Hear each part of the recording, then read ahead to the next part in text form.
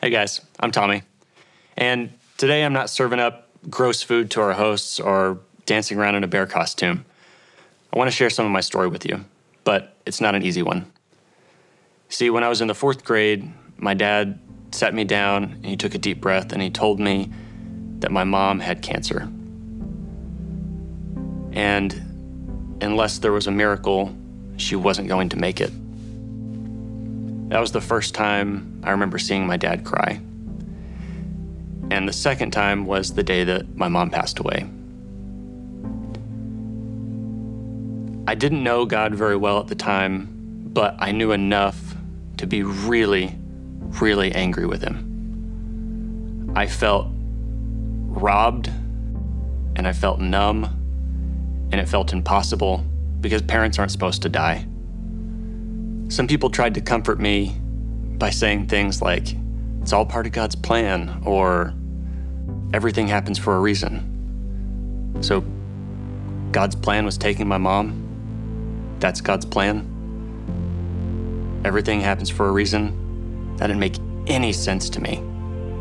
After my mom's funeral, I was sitting with my grandpa, my mom's dad, and he said something I'll never forget. We were just sitting there together, just quietly, and he was so angry at the injustice of outliving his daughter. He was hurt and he was confused, and I remember he just shook his head and he said, I just don't know. I don't know.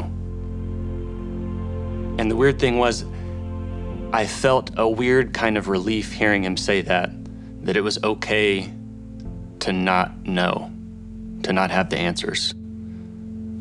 I think for the first time, I was aware of God's peace. When we hurt, disconnecting from everyone and everything can be really, really tempting. But the peace that we're looking for comes from being around people and hearing their stories of people who have similar experiences or encouraging words. They've gone through what you've gone through. You can encourage them or they can encourage you.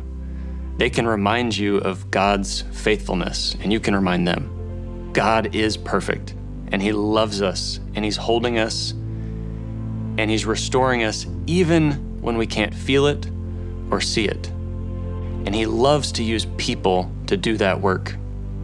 Eventually, God introduced our family of boys to a family of girls. I gained a new, wonderful mom and 2 incredible sisters.